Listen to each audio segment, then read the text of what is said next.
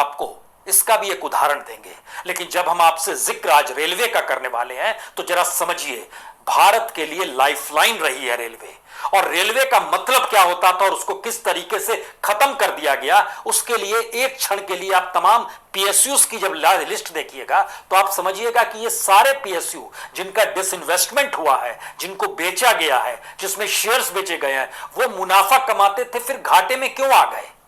तो हम एक ऐसी प्रक्रिया के तहत चलते हैं जिसमें वो चीजें घाटे में तब्दील होती चली जाए, और जब उसको बेचना शुरू करें तो फिर सामने वाले को बहुत कम कीमत में बेच दें, और सामने वाला इसलिए उसको खरीद ले क्योंकि उसके जरिए उसको तुरंत मुनाफा मिलने में लगेगा। और ये एक लंबी फेहरिस्त भारत में रही है। जब मौजूदा सरकार जब देश नहीं बिकने दूंगा ये कहते हुए 2014 में सत्ता में आई, तो 2014 से 2015 यानी इस साल में 24,348 करोड़ रुपए का डिसइन्वेस्टमेंट हुआ।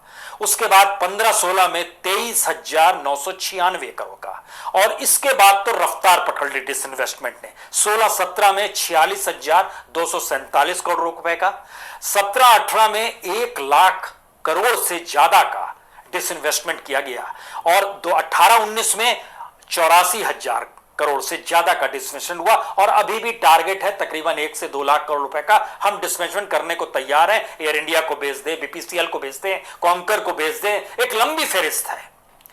इन बातों का जिक्र इसलिए है क्योंकि आप सिर्फ रेलवे को अकेले मत देखिए और यह मत सोचिए कि इसके बाद शायद वहां पर 5 सितारा गाड़ी होगी, 5 सितारा दौड़ने वाली परिस्थिति होगी, 160 किलोमीटर की रफ्तार से दौड़ रही होगी, ट्रैक भी शायद प्राइवेट के होंगे, डब्बे प्राइवेट के होंगे, बड़ी सुविधा होगी, बड़ी चीजें होंगी। तो ये देश सिर्फ पैसे वालों के लिए है क्या? जिनके पास पैसा है, क्योंकि हमने इस देश के भीतर में कोई इंफ्रास्ट्रक्चर खड़ा किया ही नहीं, एजुकेशन का नहीं किया, तो बड़ी तादाद में बच्चे हायर एजुकेशन के लिए भारत छोड़कर विदेशों में चले गए। हमने हेल्थ सेक्टर क्रिएट नहीं किया, तो अब बीमारी के वक्त में आपको यह जानकर हैरत होगी, जब हमने देखना समझना शुरू किया तो इस देश के जो पैसे वाले लोग हैं अब वो अपने घरों में ऑक्सीजन सिलेंडर रख रहे हैं।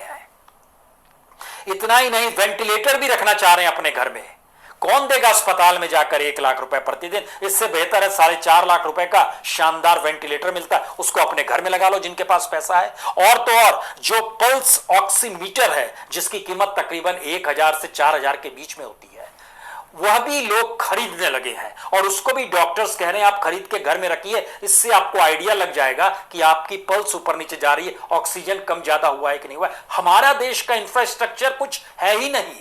जिस देश में 80 करोड़ लोग 5 किलो अनाज के लिए सरकार ऐलान करती है, जिस देश में 80 करोड़ लोग 50 रुपए का थर्मामीटर नहीं खरीद सकते हैं, तो इसका मतलब है उस देश में उनके इलाज के लिए हम कोई व्यवस्था करेंगे नहीं कर रहे हैं। तो जो व्यवस्था जो लाइफलाइन रेलवे की थी उसको पहले ध्वस्त कर दो, और उसको ऐसी हालत में ले आओ कि लोगों को लगने लगे अरे तो घाटे में चल रहा है, और इसके बाद उसको फिर बेचने की प्रक्रिया में धीरे धीरे लाओ। और जिनके पास पूंजी है, पैसा है, वो विरोध नहीं करेंगे, या फिर जिनके पास अल्टरनेटिव नहीं है जिंदगी जीने के लिए, उनको अगर रेलवे से सफर करना है तो वो करेंगे ही। यानी एक ऐसी परिस्थिति बना दी जाए जो कि ऐसा लगे कि सरकार का निर्णय बिल्कुल सही है। हमें लगता है कि आज 1974 के रेलवे स्ट्राइक का भी आपसे जिक्र करना चाहिए।